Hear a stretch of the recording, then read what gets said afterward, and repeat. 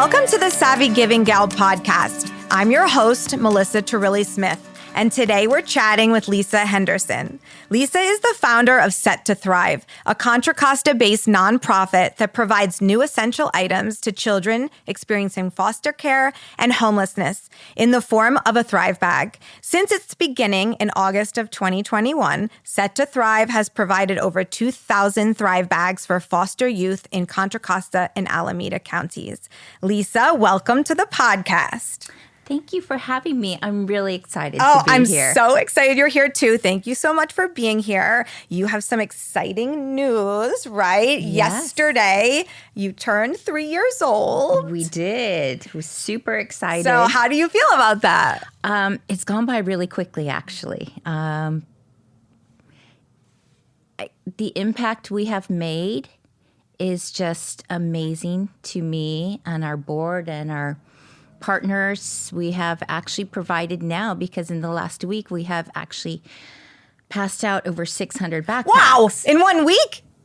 I guess 2 weeks collectively. Okay. Yeah. 1 week, 2 weeks, still. 1 week, 2 weeks. So we're up to about 2,600 children have received items from us. Fantastic. So yeah, we're super excited about that. That's pretty exciting. I have a little backpack PTSD at this moment. Yeah.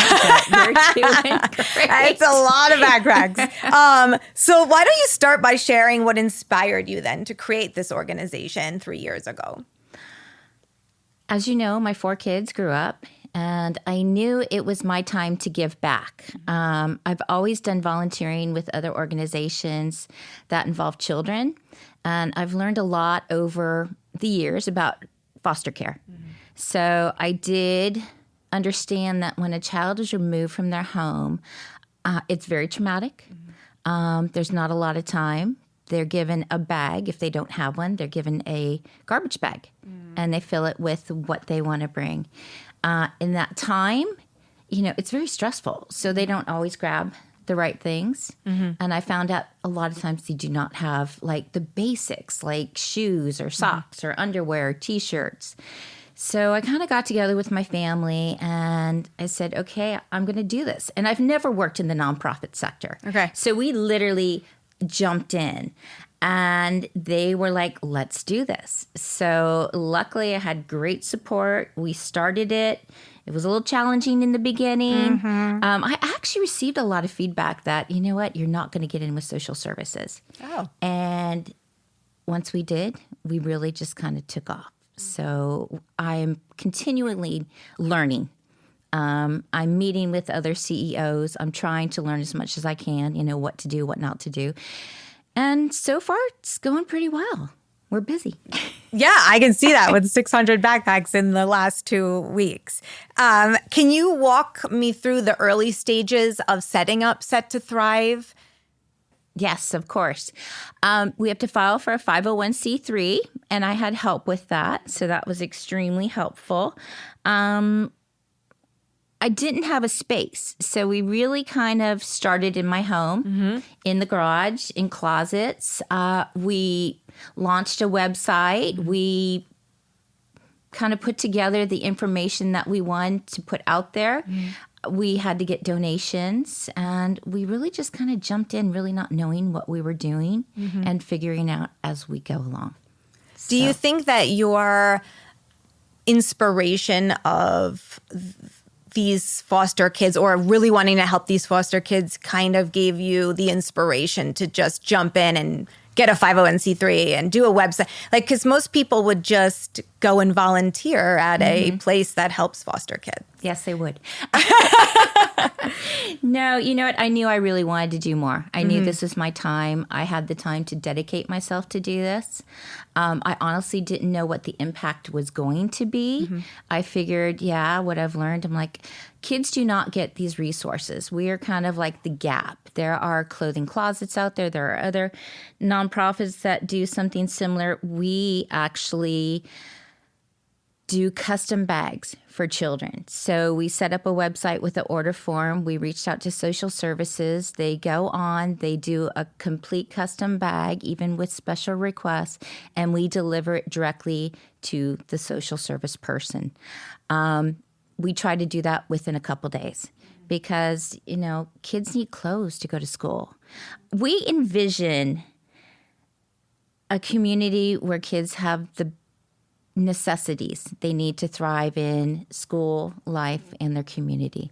So hopefully with getting the new items, it's going to help also build confidence and comfort. So that is our goal. Yeah, I absolutely think it does. And, 10 years ago when I started my nonprofit, it's really one act of kindness at a time. And it does grow quickly because people see that you're so dedicated to this subset of children. So I think it's amazing that, they see that dedication over the last 3 years and it has grown and you've stayed committed to something that is very challenging. And so I guess my question is, how have you navigated the challenges of running a nonprofit? Because I know there are many. There are many challenges. Yes. Number one is reaching out to the correct people, fundraising, which is difficult. My least favorite yes, part. I do not like asking people for money. Yes. But, there's many different ways to kind of work through those challenges. We have fundraisers, we have events, we have corporate partners. We also do a lot of grant writing, which one of my daughters helps us with, and we have another individual now helping with those. So it's a learning process. Like I said, every day I think I learn something new. You have to be passionate, and like I said, I have done a lot of volunteering with other organizations that work with children, and children in foster care are one of our most vulnerable children. So anything to just give them a little help, like you said, little kindness, and that is our goal. Yeah, I love that. Can you describe the programs you've created for these foster kids? Sure. Yeah. We started actually with our original program, the Thrive Bag program. And what we do is we put together a bag. Everything is new because, once again, confidence and comfort. Yep. We put in 3 days of clothing, new tennis shoes. They have a choice of either a backpack or a duffel bag. Of course, underwear, full-size hygiene kits, because, we want everybody not to feel temporary. Right. So we try to give them as much as they possibly can. And we deliver this within 2 to 3 days. Well, that's quick. Yes, it's very quick turnaround. And at this point, we're getting probably 2 to 3 orders a day.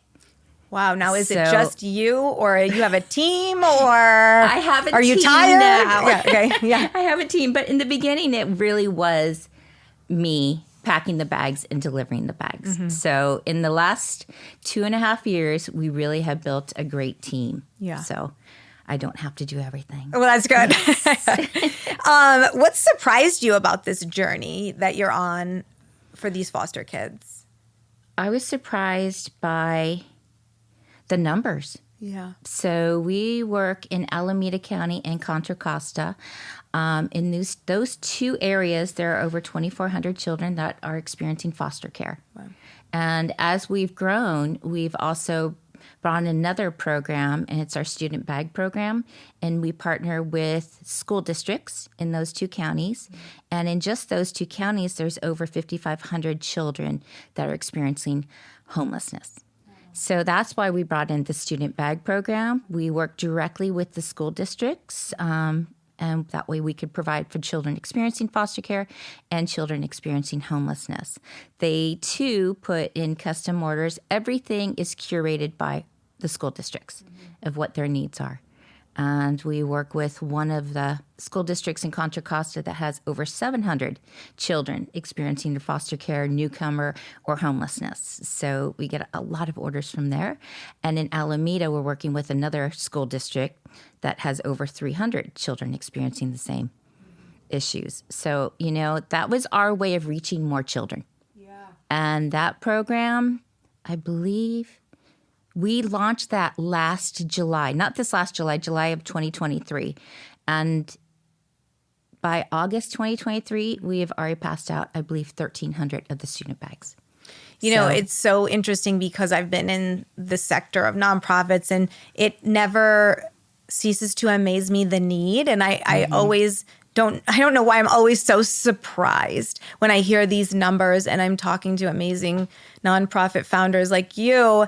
And do you find that when you say that number to people just in our community that they're shocked? Oh, totally shocked. People don't believe it. I remember I was at a golf tournament and we're, just spreading awareness. And I almost I did kind of get in an argument with the gentleman. And he was like, no. That's happened to me before, that is not too. right. Okay. And I'm like, sir, these are the stats. Yeah. And he's like, no. And yes, people don't believe it. I mean, my kids all grew up in this area, went to the school system.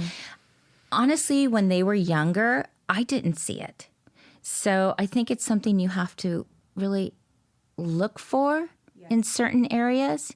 And it's out there. There is a huge need. And I think every one of these children, we need to, uplift them. Absolutely. Yes. And I think, you've done such a good job teaching your kids how to do that and to be passionate about working in nonprofits. Some of them actually work with you. I think we, especially in an affluent community that we live in, we have to do an extra good job of exposing our kids to all of these statistics because they're people, they're kids. There's actual souls behind the numbers, so I have tried to do that. And obviously you have too with these amazing kids you have. Yeah, I'm really proud of them. My oldest daughter she went and got her master's in public health. And so when I told her this is what I want to do, she's like, I'm all in. She is actually my VP. I love that. I know. I work very closely with her. She does all the behind the scenes. So I'm the one who's here. Yes, which I love it that you're here. And she literally works really hard on websites, emails, events. My second daughter actually is a really great writer, and she helps with, newsletters on top of it, does editing for us. She also does she helps with shopping here and That's there. important. Oh, yeah. We do a lot of shopping. Yeah, you do a lot of shopping. Set to Thrive. Yes. And my third daughter has her master's in public policy with an emphasis in nonprofits. And she actually works with a great nonprofit in Seattle. Okay. But she helps me with grant writing. She tells me, no, Mom, you can't do that. That's good. So I need sometimes we have to be told no. Yeah. I do not like to be told no, but I have to be sometimes. One of my secret loves is skincare. I absolutely cherish the 20 minutes of quiet time I have in the morning when my kids are still asleep and my husband leaves for work. I wash my face and apply my skincare while listening to podcasts, music, mantras, and sometimes just in silence. It is the little bit of me time before the hectic day starts. eCosmetics offers the best in beauty from the biggest names in beauty, all in one place. They have great prices, exceptional service, free shipping, and 100% satisfaction guarantee. I love being able to find my favorites all in one place. Something that is also super important to me is when I shop brands that I buy from a brand that believes in helping others and impacting communities. eCosmetics participates in charitable efforts through the platform Good Shop, where a portion of the purchases made through their site contributes to various causes. This allows customers to support charities while shopping for beauty products. If you are looking for a one-stop shop for all of your beauty needs, you should check out eCosmetics. Use my code SAVVY25, that's SAVVY25 at checkout for 25% off. I'll also provide links in the show notes. Yeah. What do you think you did as a mom while they were growing up that instilled such a passion in giving back and, inspired them to do this kind of work after college? That's a great question, and I actually had to ask them. Oh, so thank you for that. Yeah. It really brought a great conversation. One of my daughters says, we did volunteer. Yes. When they were little. She also said that she saw me volunteering. Oh. So that... You just made my heart skip because I hope that all the volunteering that I do, my kids see it because sometimes it seems that they don't just because they're busy. So they see it. Yeah, they see it. Go ahead. Sorry. Definitely. Oh, you're good. Yeah. No. When she texted me this and I read it and I like started crying. I'm like, oh, wow. Because you don't realize it in the time. Yeah. Right? We're so busy that we don't realize that we're having an impact on our own children who see. And when we started this, they were just like, let's do this. I mean, we all work really hard. Luckily, I have a great board who has different strengths as well. So they bring in that. I have great team members. We have awesome volunteers. And it's like, a ripple effect. When everybody sees what you're doing, they want to be involved and they want to help. And we're making an impact. Yeah. And you build trust. You build trust over time where people see that you are in it for all the right reasons and that you're really trying to do the best you can and raise enough money to help as many of these children as you can. And so then I think that trust just translates into, I want to help and how can I help, whether it's time or money or expertise, like a board, Exactly. So what family values or activities contributed to fostering this sense of philanthropy and, community service in you? That's a great question. It's just after raising my children and being involved in, their sports and school and different areas, I'm very passionate about it. I can tell, which is amazing. Yeah, I know what I want to do. I know where I want this to go. And I want to continue growing. And it's just, for me, sorry. No, you're good. It's hard. I mean, it's almost so natural, I think, for some of us that we just believe that there's something more we can do. Yeah, I just do it. I don't, honestly, like I said, I just threw myself into it. I do it because I want to do it. Yes. It's not about me. It's about working with everybody else and together making an impact. Yes. But I don't think you realize how rare that is. And that's why it's probably hard to answer the question, is because you just do it because that's the kind of person that you are. But it is something very special because I don't see a lot of people just jump in and the second chapter of their life after their kids are gone decide that they're going to run a huge organization where every 3 days they're giving, backpacks and, doing all these things to help people they don't even know. So I commend you for that. And it just shows how genuine you are about what you're doing. Thank you. Like I said, I mean, when we started, I really didn't know the impact. Yeah. And it's just, we're growing every day. And it's just, I'm really happy. It's special. Yeah, it's I'm special. really happy. Can you share a particular memorable story or moment from your work? Oh, yes. I have many. Oh, good. Well, because I love a good story. So after I dropped off a Thrive bag, I got a little email, because we don't meet the children. Okay. We work directly with the social services. It's all about confidentiality. Yes. For us, there's no pictures with the kids. So every once in a while I'll get like a little handwritten note, or I work closely with Casa of Alameda and Contra Costa. Sometimes the Casa will shoot me a little email. And there was one, it was during the winter.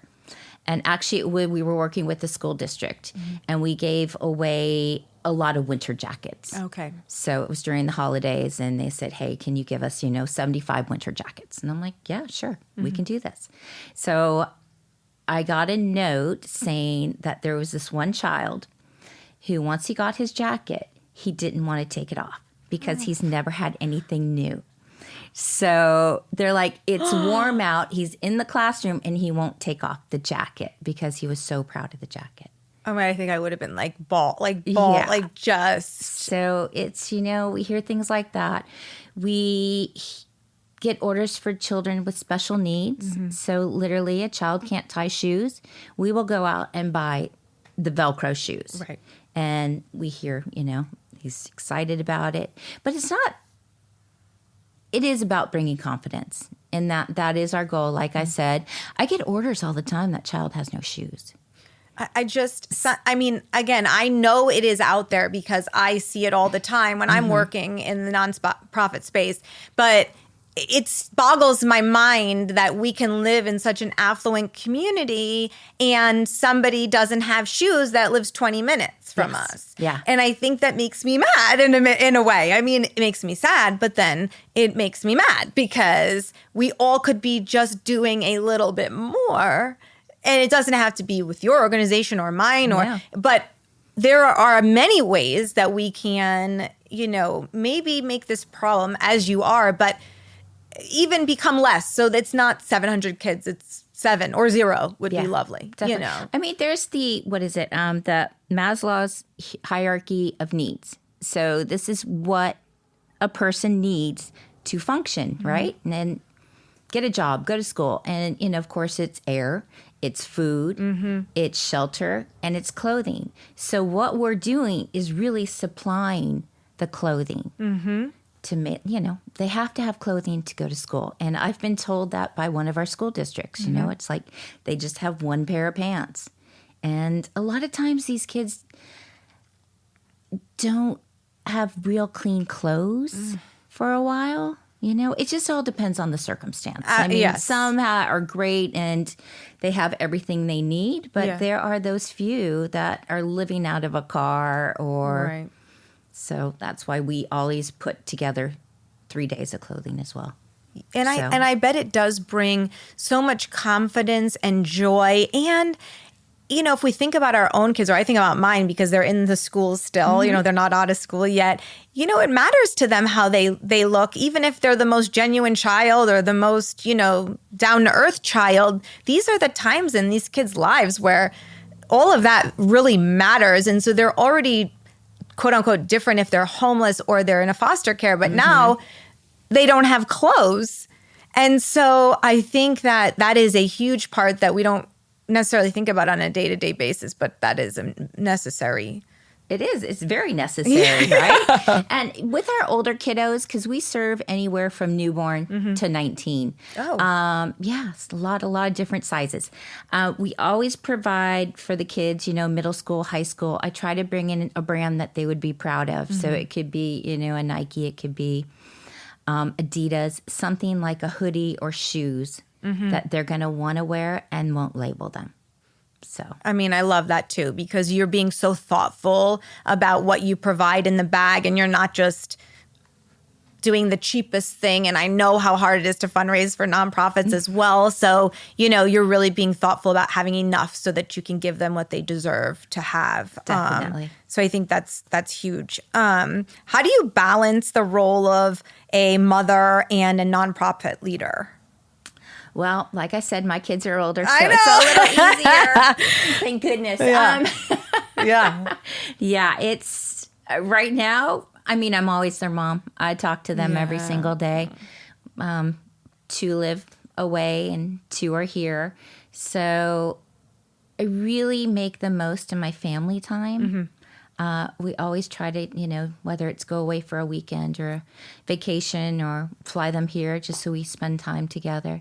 And those are the times that I really kind of like, okay, we're going to focus on Set to Thrive for a little bit. But okay, let's go have some fun. Yes. So there is that balance. I am working a lot. So I never thought I'd be working like really full time. Right. And it's weekends, it's whenever we get orders or what we have coming up. So I think I'm trying to learn how to balance that a little bit better. But we do have a team now, and I'm super excited. I have somebody who comes in and does inventory. I have somebody who packs my bags for me. I have volunteers that deliver stuff. So it's getting better, and I am learning to balance it and delegate a little bit. Maybe. Yes, that was really hard for me. Oh, it's so hard when Really? you're controlling, and you want it. This is your baby. I mean, Set to Thrive is your 5th baby. It is. So to give it was away really your baby hard. is hard. I know, because you know what? It also has to be sustainable. And it was getting to the point where it might not be. But since I brought these people, I have my inventory person's like, just go, get out, go. And I'm like, Thank you. You're like, oh, that's why I hired you. Yeah. This is so So great. it's really wonderful to have those people who support you. Yes, I agree with that. What advice would you give someone looking to start their own nonprofit? Find something you are passionate about, because if you're not going to Yeah, I would agree. really, thrive. I think your why story and why you do something and the passion you have behind it, it's just can't be, oh, I want to do that. I care about foster kids. It has to go beyond that, because there are tough times and there are times that are highs and lows, and you just have to keep that why so close to your heart the whole time, and it kind of gets you through like all those different I times. totally agree. You have to know why you are doing it. I mean, we've had some challenges, believe me. When was it? Was it last year? Yeah, last July, we were not in our warehouse yet, and we were working out of our home, and we were working out of a storage unit. And somebody broke into our storage unit. What is wrong with people? I know. I was sorry, it's but okay. No, I cried. I was so mad, and they stole about $11,000 in inventory. So I was ready just to throw in the towel and be done. But luckily, people rallied around us. We were actually on the news, Channel 2 and Channel 7. I know. I was like, what is going on? That really brought a lot of awareness to what we're doing. And honestly, it was the silver lining, because more people learned about us. Donations, people were so generous. Yes. And I was so humbled that I'm like, okay, we're going to end up stronger for going through this. And we did. We came out strong and just ready to go. So, there's challenges. That's a great story, honestly, just for anybody in the space. I mean, that's an extreme story, you know, to have all your stuff stolen. Yeah, it wasn't fun. But it's the lowest you could ever be, right? I mean, and so to come back from that and to know why you were doing it and that you weren't going to give up or let this person who stole all your things, they weren't even your things. They were things that were going to children. I love the resilience in that. Yeah, it really made me angry. Oh no, I'm angry just hearing the story, but fighting spirit. Yeah. No, it was a lesson learned, but since then we've moved into a warehouse where we have everything. I know, I'm so excited. Yeah. We can host people to come in and do volunteering. We have companies come in and do team bonding. Oh, that's cool. Yeah, a lot of options, and everything is in one place. That's nice, honestly, because I've worked out of my home for a very long time, and it would be nice to have all of my party and kindness stuff somewhere else. So that's pretty amazing. Yeah. So what are some of your future goals for Set to Thrive? We want to continue growing. We work with about 10 school districts right now, and actually we're in talks with 2 more. It all comes down to, unfortunately, money. It does. Products. Yes. Having the structure to do it. My goal is really to move into different counties. Okay. And really grow Set to Thrive. So we're all over California. I get requests all the time from San Diego School District, Compton School District, LA, which LA Unified has the most children in foster care in California. Yeah. So, I would love to do it. I just need to know that we can do it, because I'm very strategic of how we grow, because, I don't want to say no. I'm like, no, we can't do it. Hard. No. It's so hard. Yes. Yeah. So I'm really careful. But you don't want to say yes and then not be able to follow through either. Yes, that scares me. That's right. It's hard to say no, but it would be harder not to deliver what you said yes on. So, definitely. And you can't help everyone all the time. I know. I'm told that all the time. I know. People tell me that all the time too, because I'm like, no, we could do that. We could do this. We could do that. And they're like, you can't do all those things. That's another balance, right? Yes. Because at first people are like, can you do this for it? Can you provide this? Can you provide that? And I'm like, it's really not in our wheelhouse, but yeah. So now I'm much better. This is what we do. Yes. I stay in your lane. In my lane. Yeah. Yeah. And do the best we can. Yes. And I think something that I know you do and that I do as well is I meet all amazing people like you in the community, and I know who helps foster kids. So now I can have them call you. Or if somebody's like, I want my kids to give back and I don't know where to go, they'll call Party and Kindness. So it's like, you know what I mean? So I think having those relationships in our community with people who are doing things in different spaces, we can direct people Oh, definitely. to the right place. And I don't feel like I have to do everything to Yeah. help There's them. so many, especially in our area. Yes. I mean, we've worked with Party and Kindness Yes. before, and we just really, really appreciate your support. And it really takes a lot of different partnerships, right, to make a bigger impact. Yes. So the more people you know, more people you talk to, Yep. we all get together and we can make a bigger impact. Yeah, I absolutely agree. So reflecting on this journey, what personal growth or changes have you experienced since starting a nonprofit? That's another great question. I think I've grown a lot, Yeah. to be completely honest. I'm continuously learning. I want to learn more. I think I have better patience. Really? I don't know, maybe not. Because that would be amazing. If know. I could get more patience out of this, that would be fantastic. Yeah, maybe. Yes. I try. I'm trying to work with more people and create that balance, Right. which I never did before. Mm-hmm. So I was always just, let's go do it. Let's do it now. Come on. Right, so right. now time management is better. Yeah.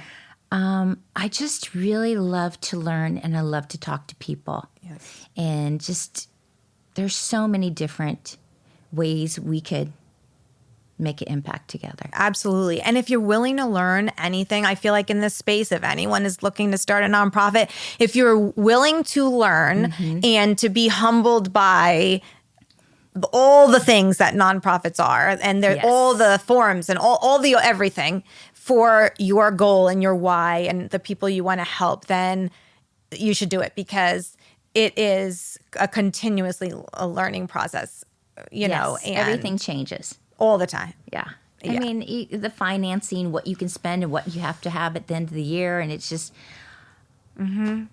yeah. I'm glad I have people who really help with our accounting. Oh, me too. No, that is not my that is not my strength. that so is not I appreciate what I do. Definitely. That is not for me. Hey, travel lovers, it's Melissa. Traveling with my family to explore new cultures brings me so much joy.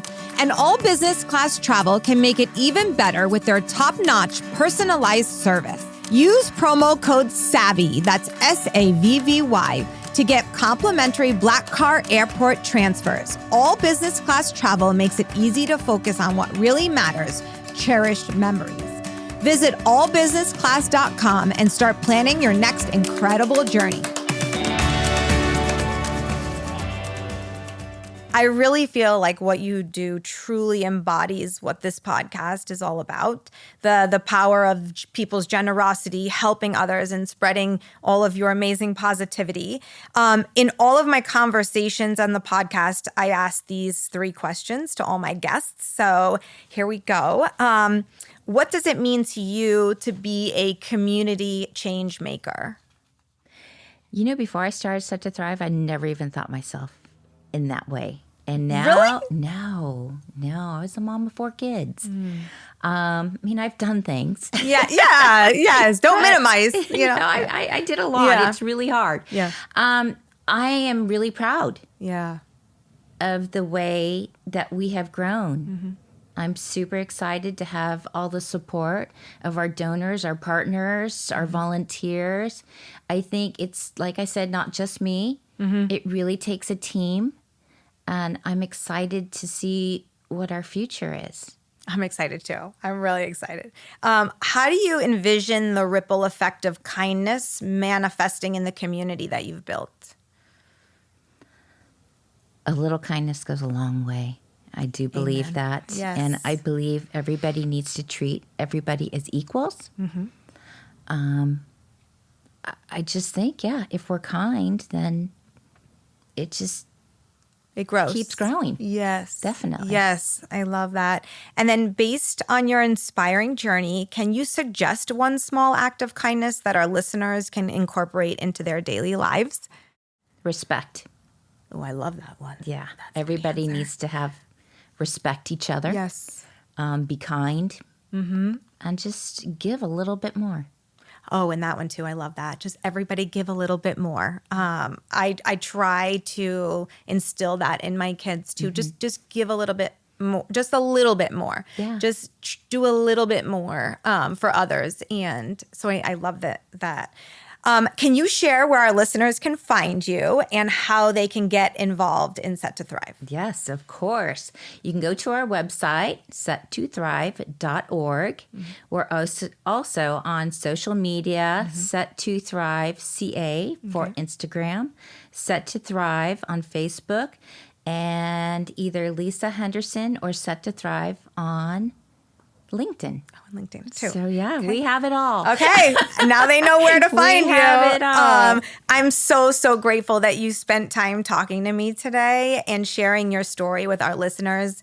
I think what you're doing is just so spectacular, and I hope that everyone listening gets involved in your organization going forward. Thank you. Thank you so much for having me. This really has been an honor. Oh, I loved it. I'm just so excited, and I look forward to doing more things with you. Me too. So thanks, Lisa. Thank you.